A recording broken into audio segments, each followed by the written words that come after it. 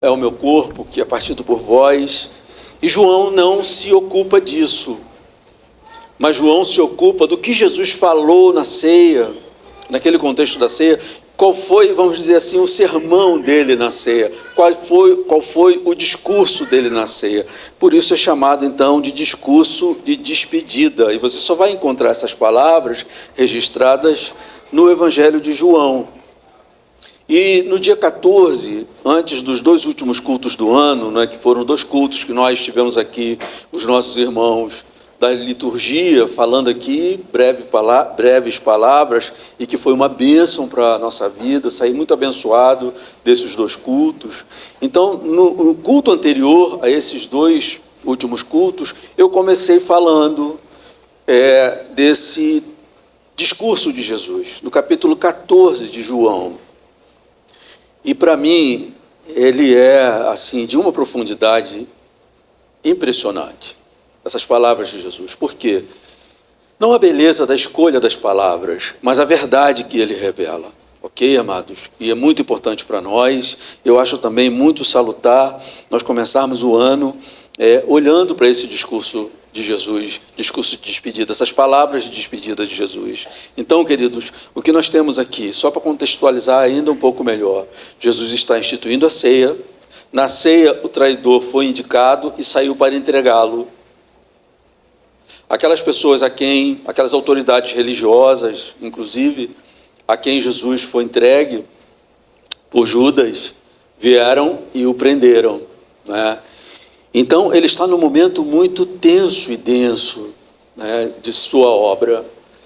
E ele profere um discurso muito cuidadoso, um discurso, uma fala com palavras muito consoladoras e cuidadosas. E eu queria que nós pegássemos essas palavras de Jesus nesses meses iniciais, ou nesses domingos iniciais de um novo ano, amados, porque a gente pode pensar assim, tá tudo bem, fizemos uma festa com muita iluminação, fogos de artifícios na praia de Caraí, Copacabana, pelo Brasil, que aliás ganhamos aí o reconhecimento do maior Réveillon, né, do mundo, né, está no Rio de Janeiro e tal, mas tudo bem. Mas qual o fundamento dessa festa toda?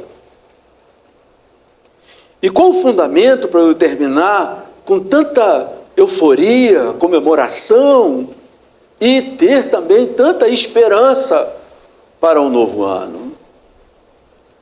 A gente pode escutar várias coisas como fundamento, mas são fundamentos que não se provam fundamentos quando vem a realidade da vida do mundo. Enquanto a bondade de Deus está mantendo todas as coisas muito tranquilas, criando nossos filhinhos, nossos netinhos, mantendo o nosso trabalho, tudo isso garantido por Deus. Enquanto Deus está mantendo todas essas coisas, alguns fundamentos que a gente apresenta, estou muito feliz por conta disso, e eu tenho esperança por conta disso. São fundamentos que se mantêm, volto a dizer, porque Deus, com a sua misericórdia, está mantendo todas as coisas, está botando limite na maldade do mundo. Então a sua vida não é invadida pela maldade do mundo, por toda a maldade do mundo, porque Ele está mantendo, Ele é soberano. Ele é soberano. Não pensemos que o Senhor está roendo as unhas, olhando o mal desenfreado. Não, leia o livro de Jó. O Senhor diz, até aqui que você vai. O mal só vem até onde Deus permite, ok, amados? Então ele vai mantendo na sua bondade. Enquanto ele está mantendo todas as coisas, a gente pode dizer, estou muito feliz porque esse ano aconteceu isso e aquilo, eu tenho esperança para o ano que vem, por conta disso e daquilo. Agora, quando a vida mostra a sua realidade, o mundo mostra a sua realidade, que é um mundo quebrado, caído da presença de Deus, com seu juízo, com sua justiça. Esses fundamentos não se sustentam como fundamentos, ok, amados? Então, a gente vai procurar onde está o verdadeiro fundamento. Porque existe uma euforia ao modo de uma catarse, sabe?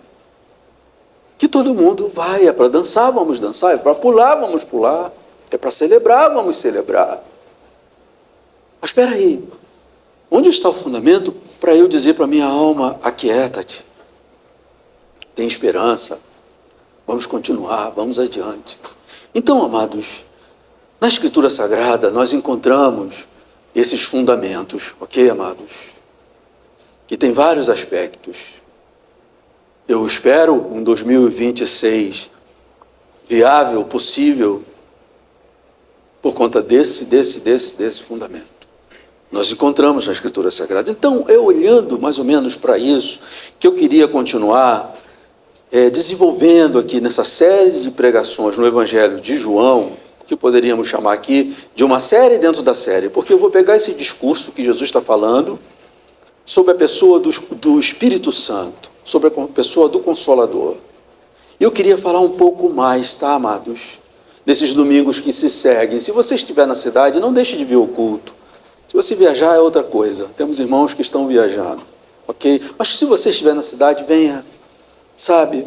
Porque há tantos equívocos sobre a pessoa do Espírito Santo, tantos pecados, inclusive cometidos por falta de conhecimento, tá, amados? Então, acho que é muito importante a gente olhar. Eu penso assim, amados, porque nessa era que nós vivemos, a comunhão que temos com Deus é através do Espírito Santo. Ok, amados? Então é muito importante para nós termos o mínimo de discernimento. E onde vamos encontrar esse discernimento? Na Escritura Sagrada. Na Escritura Sagrada. Então, amados, vamos ler o texto que eu já estou aqui pregando para vocês, tá? Mas eu quero olhar um esboço mínimo que eu fiz aqui para a gente pensar nisso nessa manhã.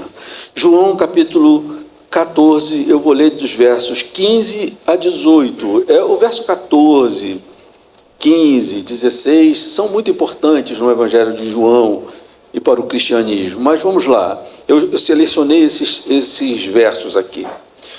Verso 15 diz assim: se vocês me amam, guardarão os meus mandamentos, e eu pedirei ao Pai, e Ele lhes dará outro Consolador, a fim de que esteja com vocês para sempre. É o Espírito da verdade, que o mundo não pode receber, porque não vê, nem o conhece. Vocês o conhecem, porque Ele habita com vocês e estará com vocês. Não deixarei que fiquem órfãos, voltarei para junto de vocês. Até aí, amados. Então, amados, o capítulo 14, juntamente com o prólogo de João, são de uma profundidade impressionante, como eu falei aqui. Ok, amados? Como cantamos também, que o amor de Deus é impressionante, né? Então, o capítulo 14 e o prólogo, ou seja, o primeiro capítulo, o capítulo 1 de João, são de uma profundidade impressionante. Por quê? O prólogo, o início, o primeiro capítulo de João, ele fala da eternidade do Verbo de Deus, Jesus Cristo, que está entrando no mundo, está entrando na história, está entrando no tempo com o propósito de redimir um povo do meio da humanidade. Então, amados, é óbvio que nós temos diante de nós algo de uma profundidade impressionante, porque você encontra vários projetos maravilhosos para esse mundo, mas nenhum deles vai se comparar ao projeto que está se realizando aqui, que foi realizado por Deus. Então, o capítulo 1 de João está falando justamente com muita profundidade a esse respeito. Ele apresenta o Verbo de Deus, Jesus Cristo, entrando no tempo. Peraí, isso aí já, amados, dá uma vida inteira de reflexão teológico-filosófica, ok, queridos? Porque perguntas começam a borbulhar.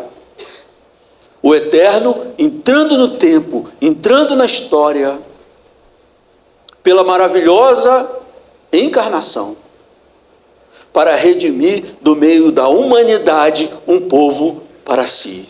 É isso que está ali sendo descrito no Evangelho de João, no seu capítulo 1, que é chamado Prólogo de João, de uma profundidade impressionante, que a gente falou bastante aqui sobre esse capítulo de João. Agora, olhando em termos práticos, quais são as implicações grandiosas dessa verdade? Ou quais são as implicações dessa verdade gloriosa para nós? Conforme é descrito em João, no capítulo 1, que o Verbo de Deus, o Filho de Deus, Jesus Cristo, entra no tempo, entra na história, com o propósito de redimir do meio da humanidade um povo para Deus. Não é toda a humanidade, amados. Por mais que isso se constitua um mistério, ok, queridos? Mas a Escritura é muito clara, tá? Pois bem, amados, as implicações práticas dessa gloriosa verdade. Por que é importante? Por que damos tanto valor ao que João está dizendo? Que aquele que está entrando no mundo, que nasceu de uma virgem, na realidade é o eterno Filho de Deus, o Verbo de Deus, aquele que revela a verdade de Deus. Por que nós damos tanta importância a isso? Por que nós dizemos, amados, que isso é de uma profundidade impressionante? E por conta das suas implicações para nós. Porque jamais, no meio do mundo inteiro, ser algum é capaz, foi capaz ou será capaz de salvar a humanidade de sua queda. João está dizendo que aquele que está entrando para salvar o ser humano do seu estado de pecado é eterno. Ele é Deus. No princípio era o Verbo, ele diz. E o Verbo estava com Deus. E o Verbo era Deus. É importante, amados, porque João está deixando muito claro que Jesus não era um Messias alucinado, como nós temos visto muitos, com promessa de salvação que não banca, que não garante. E temos muitos Messias, falsos Messias, que não precisam necessariamente ser um indivíduo, uma pessoa. Às vezes a humanidade faz de algumas questões, algumas coisas, alguns aspectos, Messias. Isso salva a minha vida. Isso me garante a vida. Só que é uma ilusão. E o que João está deixando claro, por isso que eu digo que é de uma profundidade impressionante, e as implicações também são gloriosas, porque ele dizer que quem estava entrando no mundo, quem tinha entrado no mundo, aliás, porque ele escreve depois, trata-se do eterno Filho de Deus, o Deus bendito, todo-poderoso, o Criador do universo. E ele diz, todas as coisas foram criadas por ele. Olha aí, amados, ele está apresentando as credenciais gloriosas daquele que é o Salvador do mundo, porque só ele pode. Qualquer coisa perfeita, humana, jamais conseguiria fazer o que ele fez. Toda religiosidade humana jamais é capaz de salvar o ser humano. Somente Deus, somente o Criador. Então, amados, esse prólogo, ele é de uma profundidade impressionante por conta das suas implicações, porque somente Jesus poderia nos salvar. Ele que criou todas as coisas e poderia entrar no mundo para fazer o que ele fez. Ok, amados? Então, por isso que eu digo, o prólogo de João, juntamente com o capítulo 14, são de uma profundidade impressionante. Por que o capítulo 14? Eu coloco aqui em pé de igualdade com o prólogo de João, em sua importância, em sua profundidade impressionante. Porque se o prólogo diz que aquele que está entrando no mundo para nos salvar é o único que pode nos salvar, e de fato nos salvou, o capítulo 14 agora mostra o plano de Deus, agora que seu Filho eterno, tendo concluído gloriosamente a sua obra, está deixando o mundo. Então eu vejo assim uma profundidade impressionante desses dois pontos do Evangelho de João. Primeiro, o capítulo 1, dizendo quem é Jesus, quem é o nosso Salvador. E aí, amados, eu estava falando aqui na ceia, né, que a gente É muito bacana maratonar séries, né, na Netflix, ou seja lá onde for. Mas a gente tem uma verdade para ler, uma escritura sagrada para ler. Que a gente continue maratonando as séries, mas que a gente dê conta do que a Bíblia diz e nos ensina. Isso é muito importante, amados, para nós. Porque essas coisas podem ficar na superfície da nossa vida. E a gente saber meia verdade. E meia verdade não dá conta das demandas da vida. E quando a gente tem certeza de quem é o nosso Salvador, e se a gente dividir o nosso tempo entre conhecer profundamente o que a Bíblia revela acerca de Jesus, com outras coisas que são secundárias, que podem esperar,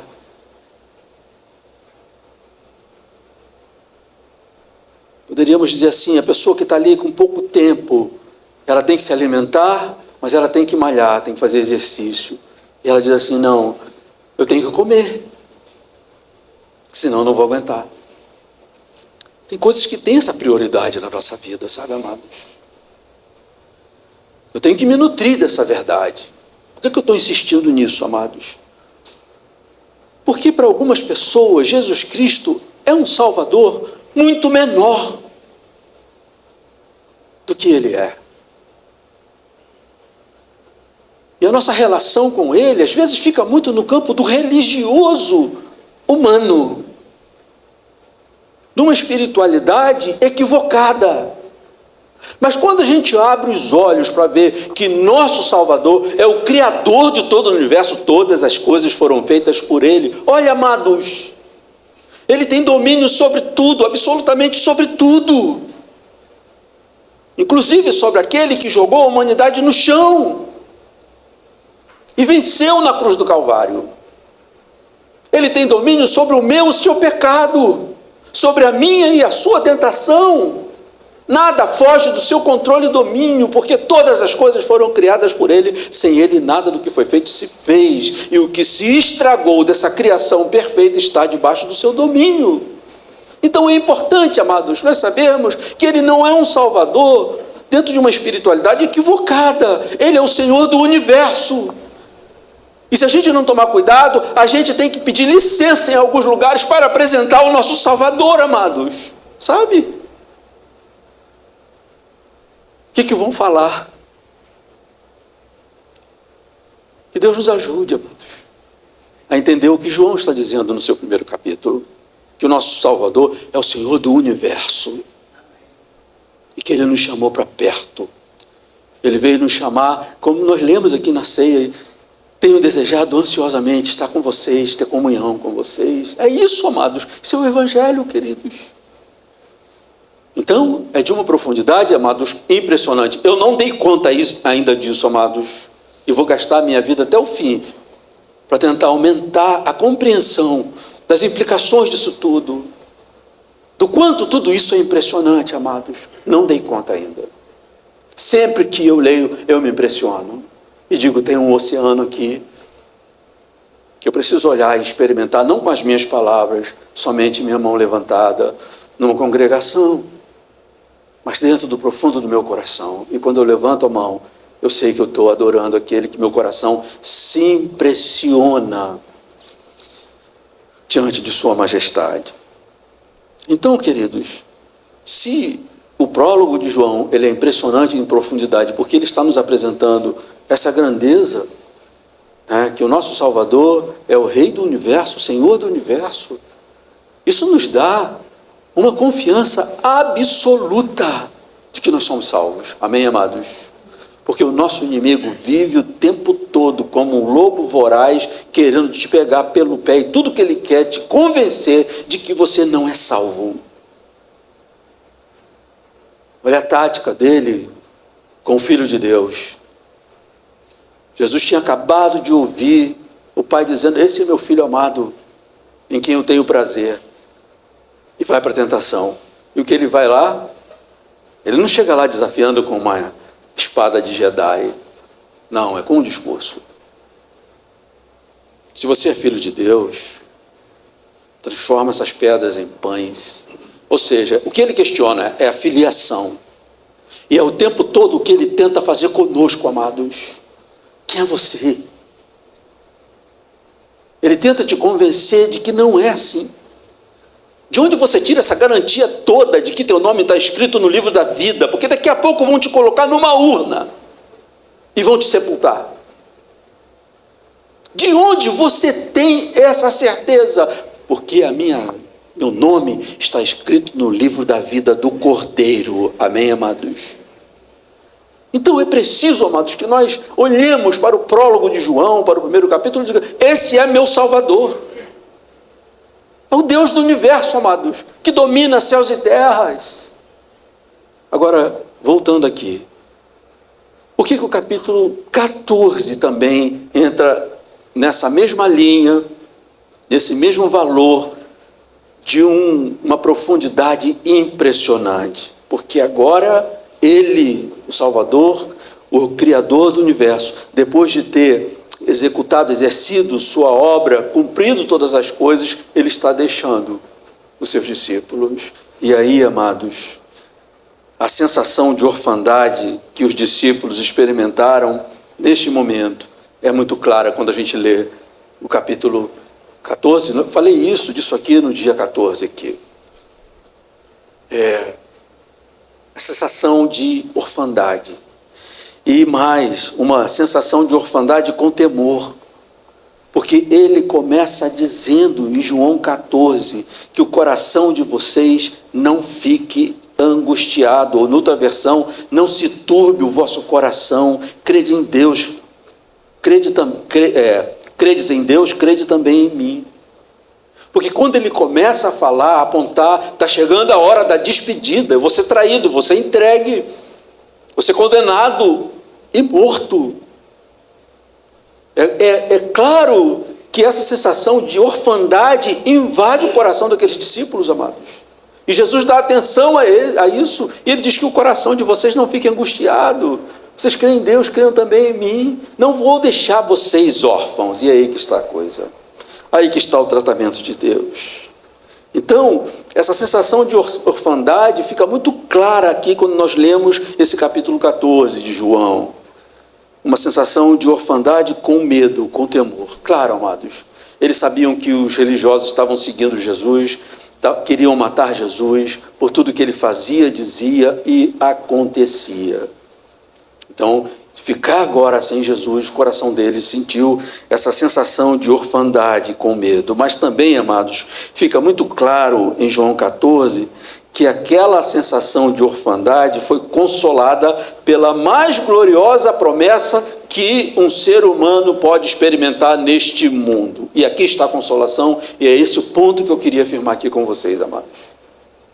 Se está claro na leitura de João 14, 15, 16, 17, na oração sacerdotal, que não acontece na ceia, mas eles saem dali, vão para o bosque de Cedron, e essa oração se dá lá, um pouquinho antes dele ser entregue.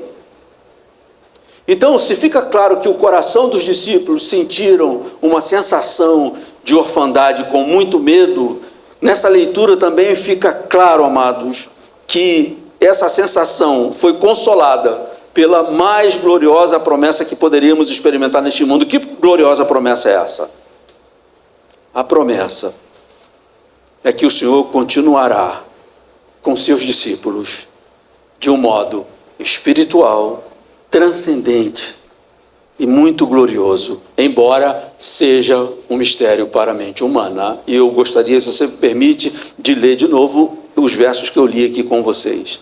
João 14, 15 diz assim: se vocês me amam, guardarão os meus mandamentos, e eu pedirei ao Pai, e ele lhes dará outro Consolador, a fim de que esteja com vocês para sempre. É o Espírito da verdade, que o mundo não pode receber, porque não vê, nem o conhece. Vocês o conhecem, porque ele habita com vocês e estará com vocês. Aí ele diz assim: não deixarei que fiquem órfãos, voltarei para junto de vocês. Para entendermos melhor, amados, é importante a gente ler, por exemplo, o verso 19, não é? Verso 19, ele diz: ainda um pouco e o mundo não me verá mais. Vós, porém, me vereis, porque eu vivo e também vivereis. Naquele dia vós conhecereis que estou em meu Pai, e vós em mim, e eu em vós. Aquele que tem os meus mandamentos e os guarda, esse é o que me ama. E aquele que me ama será amado por meu Pai, e eu também o amarei e me manifestarei a ele. Disse-lhe Judas, não os Iscariotes: de onde procede, Senhor, que estás para manifestar-te a nós e não ao mundo? Respondeu Jesus: se alguém me ama, guardará a minha palavra, e o meu Pai o amará, e viremos para ele e faremos nele morada. Verso 25, ele diz: isso vos tenho dito estando ainda convosco, mas o Consolador, o Espírito Santo, a quem o Pai enviará em meu nome, esse vos ensinará todas as coisas e os fará lembrar de tudo o que vos ensinei. Aqui tem uma questão teológica muito profunda, e eu gostaria que você, mesmo que seja o seu último esforço nessa manhã, aqui, nessa mensagem profundamente teológica, doutrinária, a respeito da coisa mais importante para nós nessa era, nesse tempo, que é o seguinte, amados, vejam bem o que ele está falando: não vos deixarei órfãos. Ele não diz assim, eu mandarei outro, embora ele use essa distinção, o Consolador será enviado, mas ele diz, não vos deixarei, não deixarei que fiquem órfãos, voltarei para junto de vocês. Ele, ok, amados? Ele. E pode haver muita curiosidade aqui acerca do Espírito Santo, e há mesmo, mas aqui Jesus está falando de um mistério profundo do seu ser, que você vai compreender se você escutar as palavras dele lá em João 9 e 11. Quando ele está dizendo que ele está se despedindo, que ele vai para a cruz, que ele vai ser entregue, mas que eles confiassem, não é, como nós falamos aqui no dia 14, um dos discípulos disse assim, mostra-nos o Pai, isso nos basta. O Senhor está nos levando para o Pai, mostra-nos o Pai, pronto, dá conta disso. E Jesus responde assim, lá no verso 9 do capítulo 14, há tanto tempo estou com vocês, Filipe, e você ainda não me conhece? Quem vê a mim, vê o Pai. Como é que você diz, mostre-nos o Pai? Você não crê que estou no Pai e que o Pai está em mim? As palavras que eu digo a vocês, não as digo por mim mesmo, mas o Pai que permanece em mim faz as suas obras. Creiam que eu estou no Pai e que o Pai está em mim, creiam ao menos por causa das obras, mesmas obras que eu faço. Então Jesus aqui está descrevendo nessas palavras o mistério da sua pessoa, que é o único Deus, mas Deus Pai, Filho e Espírito Santo, ok, amados? Então ele diz assim, olha, vocês não estão carentes de ver o Pai, do Pai, porque se vocês me veem, me conhecem, vocês têm o Pai. Então, a mesma verdade de Jesus, o Filho com relação ao Pai, aplica-se aqui com relação ao Espírito Santo. Presta atenção nisso.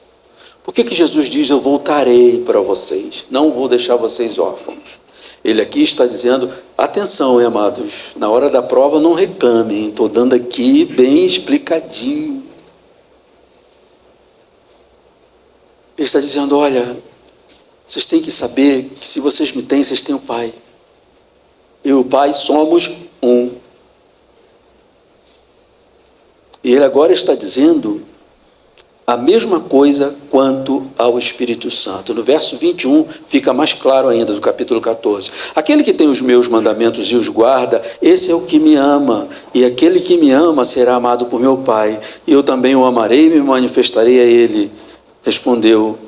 Jesus respondeu: se alguém me ama, guardará a minha palavra, e o meu Pai o amará, e viremos para ele e faremos nele morada. Então, a mesma relação que ele tem com o Pai, ele tem com o Espírito Santo. Então, quem tem comunhão com Jesus tem comunhão com o Pai.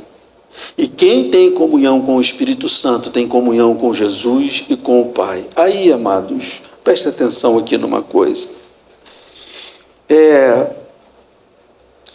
Pode haver muita curiosidade a respeito do Espírito Santo. Aliás, a respeito da pessoa de Deus, mas a respeito do Espírito Santo. Pode haver muita curiosidade, e uma curiosidade que ultrapassa os limites da nossa compreensão, tá, amados? E muita coisa falada a respeito do Espírito Santo. Eu estou dizendo aqui, queridos, o seguinte, que Jesus deixa claro nesse discurso, nessa fala dele, que quem tem comunhão com ele, no caso dos discípulos que estavam vivendo ali com ele, encarnado, tinha comunhão com o Pai. Agora ele está dizendo que o Consolador iria ser enviado, eles não ficariam órfãos, porque quem recebe o Espírito Santo, o recebe, Jesus Cristo. Mas isso é um nó na minha cabeça. Então, pode haver muita curiosidade a respeito desse mistério do ser de Deus, especialmente do Espírito Santo, e uma curiosidade que ultrapassa os limites saudáveis, amados. Por que eu digo isso? Muitos livros são escritos, às vezes, a respeito da pessoa do Espírito Santo, e são frutos dessa curiosidade extrema, que pode nos jogar numa irreverência, inclusive, tá, amados? Tem muitos livros famosos que querem dar conta de uma compreensão, de uma intimidade com o Espírito Santo, mas não tomaram cuidado, sabe? E como se o Espírito Santo fosse alguém muito, me perdoe a palavra, corriqueiro, banal. E qualquer coisa é o Espírito Santo, sabe? E livros são escritos para darem conta dessa intimidade com o Espírito Santo, que, porque não prestaram atenção em alguns fundamentos, passaram do ponto e são irreverentes. Você vê essa irreverência de alguém com Jesus Cristo encarnado? Todos se dobravam diante dele. Quando o reconheciam, quando viam, até os demônios, os espíritos. Quando eles viram, o que você veio fazer aqui? Não chegou o tempo ainda. Tu vieste para nos perder, eles sabem que estão condenados pela justiça de Deus. E as pessoas se curvando diante de Cristo. A mesma reverência nós temos que ter quando pensamos no Espírito Santo, amados. Jó capítulo 11, versos 7 a 9. Por que eu estou dizendo isso? Porque eu venho aqui trazendo palavras que são teologicamente desafiadoras, filosoficamente desafiadoras, racionalmente desafiadoras. Então ele é um só. Ele veio como pai, ele veio como filho, e agora vem... Não é isso. Não. Então o que é? Eles são um. Mas é Pai, Filho, Espírito Santo, mais um. Aí a gente quer botar isso na lâmina, amados. Levar para o laboratório e dizer assim, eu tenho que entender isso aqui. Como quem coloca na lâmina um esqueleto de um inseto. Ou para dar conta de como outras ciências dão conta de tantos aspectos do mundo. Porque a gente tem a mania, por conta da arrogância intelectual, racional, a confiança extrema no próprio homem, no próprio ser, de que as coisas são só quando a nossa mente dá conta daquilo. Se não der, então não passa. Mas a gente não pode se esquecer do que Jó diz no capítulo 11, versos 7 a 9. Será que você pode desvendar os mistérios de Deus e descobrir a perfeição do Todo-Poderoso? É a pergunta feita no livro de Jó. Você pode desvendar os mistérios de Deus e descobrir a perfeição do Todo-Poderoso, e uma das perfeições do Todo-Poderoso é essa: Ele é Pai, Filho e Espírito Santo. Amém, amados? E, José, isso não cabe na minha cabeça. Não é para caber. Não vai caber. Porque essa é uma forma de ser que somente pertence a Ele, ao Deus Todo-Poderoso. Ele é Pai, Filho e Espírito Santo. Por isso nós dissemos aqui, na hora da ceia, Ele não quer ter comunhão conosco por carência. Ele é eternamente pleno e satisfeito na relação com Ele mesmo, não ao modo de um homem ou uma mulher egoísta, mas é porque Ele é Pai, Filho e Espírito Santo. Ele tem um modo de ser que se basta a Ele em santidade, perfeição e eternidade. Então, só recobrando aqui, amados, porque de fato a gente pode ir numa direção e por não encontrarmos argumentos racionais para entendermos essas coisas, nós damos as costas, ficamos indiferentes com isso, e aí o que perde? O nosso cristianismo. O nosso cristianismo. Mas Jó lhe diz: será que você pode desvendar os mistérios de Deus e descobrir a perfeição do Todo-Poderoso? A sua sabedoria, ou a sabedoria de Deus, é mais elevada do que os céus. O que você pode fazer? Aqui ele citou um atributo de Deus, amados, que é a sua sabedoria, quanto mais o seu ser. Então ele dizendo: olha, só a sua sabedoria poderíamos parafrasear assim: a sabedoria de Deus é mais elevada do que os céus. O que você poderá fazer? Ela é mais profunda do que o abismo. O que você poderá saber? A sua medida é mais longa do que a terra e mais larga do que o mar. Então, queridos, a gente tem que sempre guardar isso diante de nós, que Deus é perfeito e glorioso, ok, amados? E se Ele fosse um único para a gente satisfazer a nossa cabeça, não. Sendo um, Ele seria um tirano.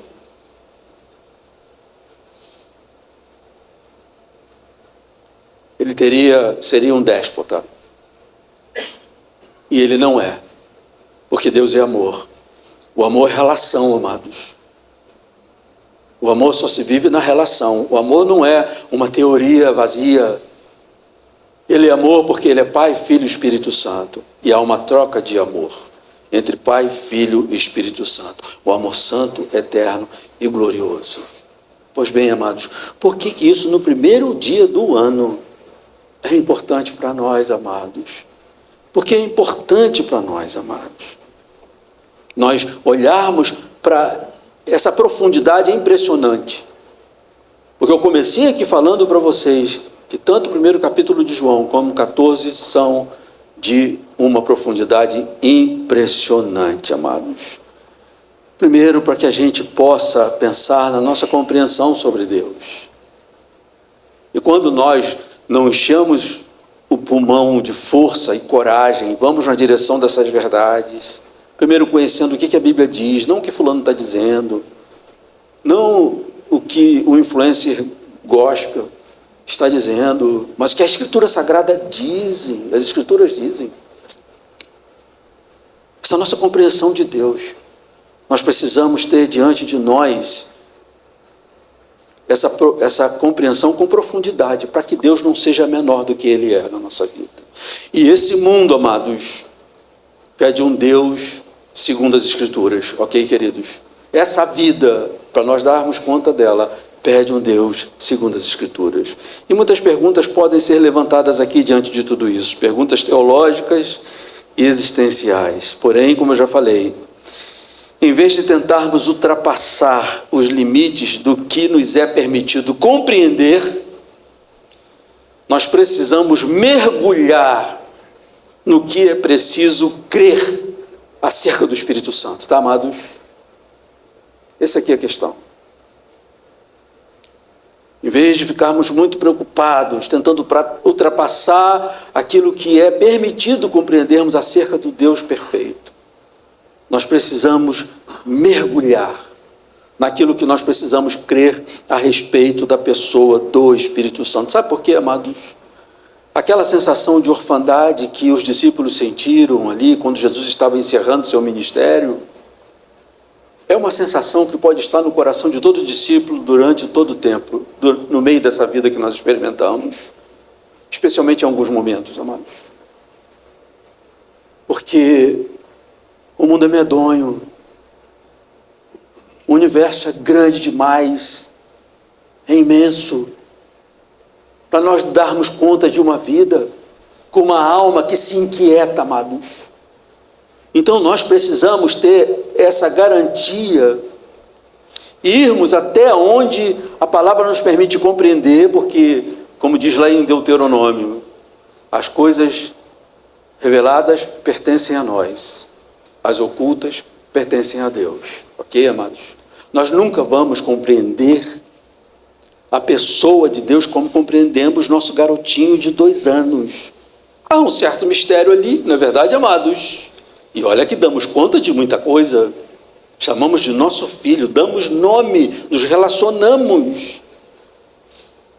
Quanto mais acerca de Deus.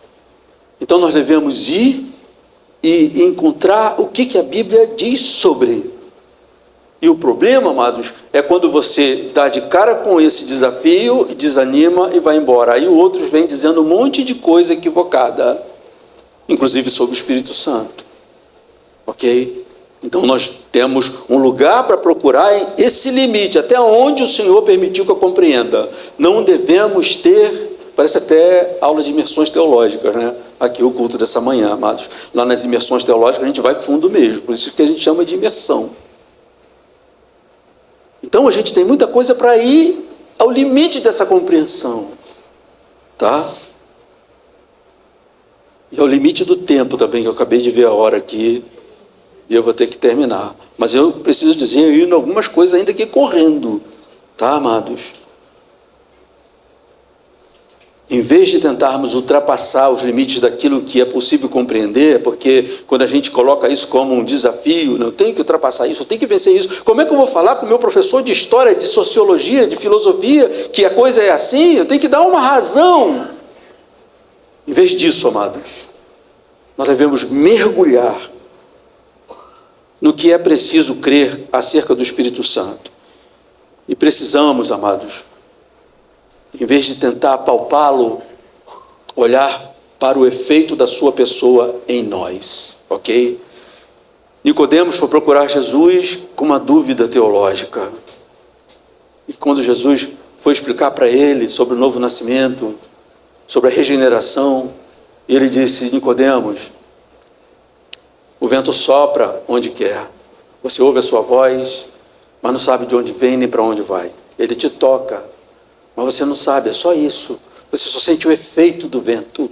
É isso que Jesus estava explicando para Nicodemos, é isso que a palavra explica para nós. Se nós não podemos dar conta do Espírito Santo, como às vezes as pessoas tentam dar e acabam na irreverência, nós podemos ter certeza do seu efeito na nossa vida, ok, amados? Por que você está aqui?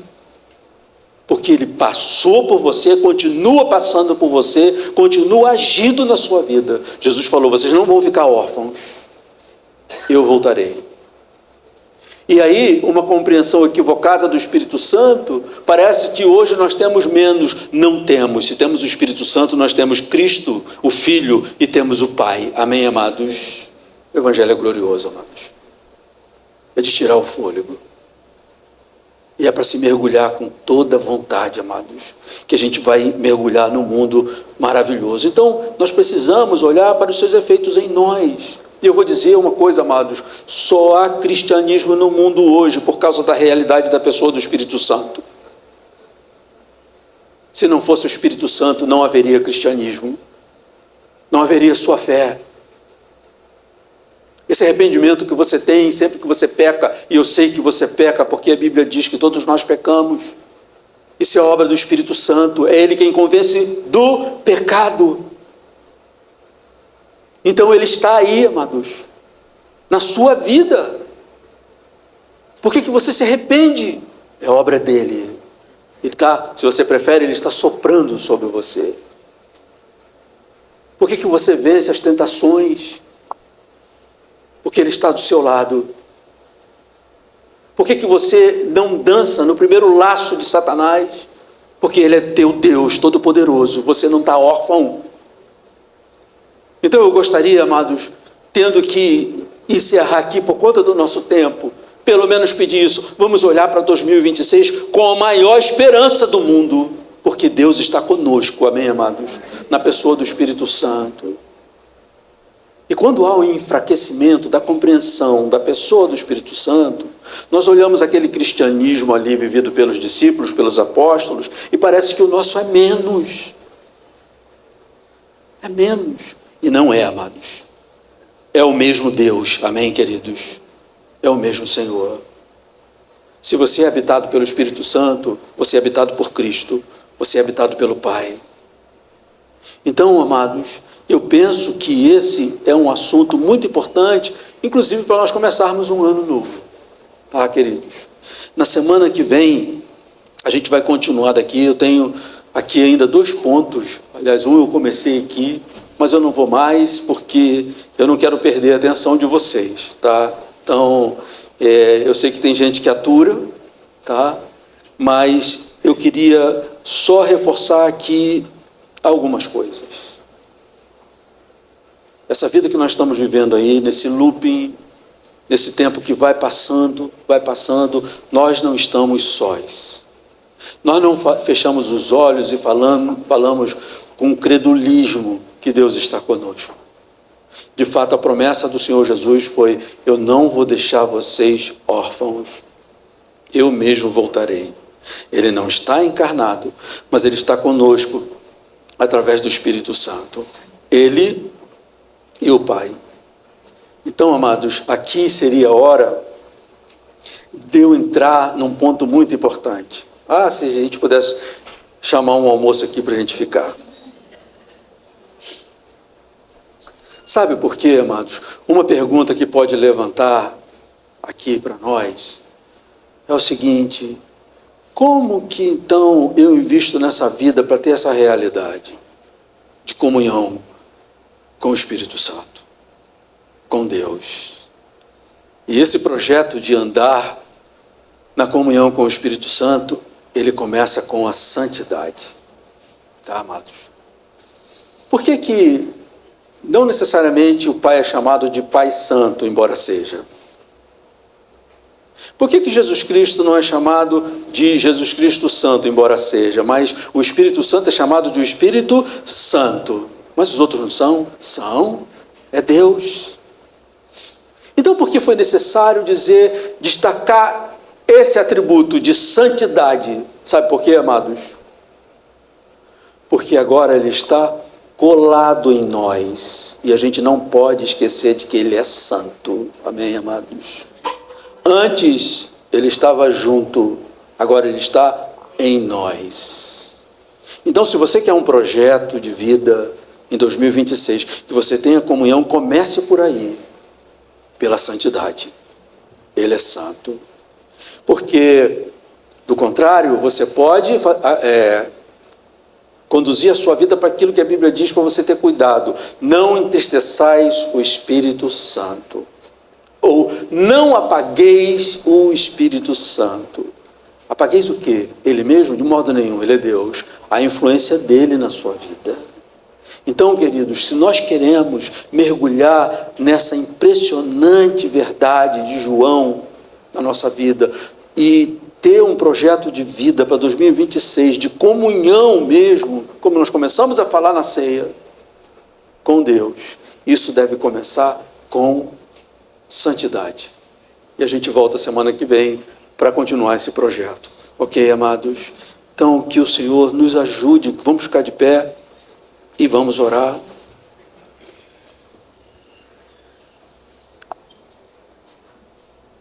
Senhor amado, Senhor Deus, o teu ser é maravilhoso. Não existe um ser no universo que se compare ao teu ser em glória, majestade, sabedoria, poder, em beleza, Pai. Tua palavra chama de beleza da tua santidade. O Evangelho veio nos dar o quê, Senhor? Nos convidar para essa comunhão com Deus que é santo, santo, santo, maravilhoso, perfeito.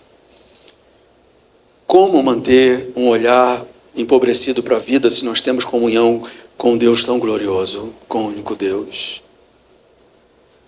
Pai amado, de fato, pensar nesses aspectos, nesses atributos, na perfeição do Teu ser, nós encontramos limites, Senhor, porque nós nunca vamos dar conta com a nossa racionalidade, mas nós podemos mergulhar na Tua presença, e é isso que nos importa, é isso que queremos, porque aquele que quer compreender perfeitamente Deus, está querendo se colocar no lugar de Deus. Nós não somos deuses, somos Teus filhos, ó Deus, e queremos mergulhar no Teu amor, Senhor. Em nome de Jesus, ó Pai, nos ajude a vivermos um ano de comunhão com o Senhor, com o Espírito Santo, Pai, porque essa vida jamais terá a sensação de orfandade, de solidão, de estarmos entregues ao próprio destino, à sorte cega, Pai amado. Ajuda-nos, ó Deus, a viver essa realidade em nossa história, em nossa vida. Em nome de Jesus, por favor, Pai. Muito obrigado por essa manhã, pela ceia do Senhor, pelos louvores que cantamos aqui. Muito te louvamos, Pai. Leva-nos em paz e que a gente viva uma semana, Senhor, de comunhão, de um desejo ardente, Senhor, de ter comunhão contigo. Em nome de Jesus nós te louvamos, pedindo a Ti, Senhor, põe a Tua mão sobre esse novo ano que começou, Pai. Livra-nos, ó Deus, pelo caminho no decorrer desse ano, Pai, nos livrando das tentações, nos livrando dos laços do maligno, nos livrando da nossa própria fraqueza, Pai amado, e que a gente seja de fato ajudado pelo poder do Espírito Santo, Pai. Sabemos que nós só chamamos o Senhor de Pai porque o Espírito Santo está em nós. Temos a certeza que somos Teus filhos porque o Espírito Santo testifica com o nosso espírito que somos filhos de Deus. Essa certeza não é nossa, é algo dado por Deus, o Espírito, o Deus Senhor. Nós te louvamos, leva-nos em paz, em nome de Jesus. Amém.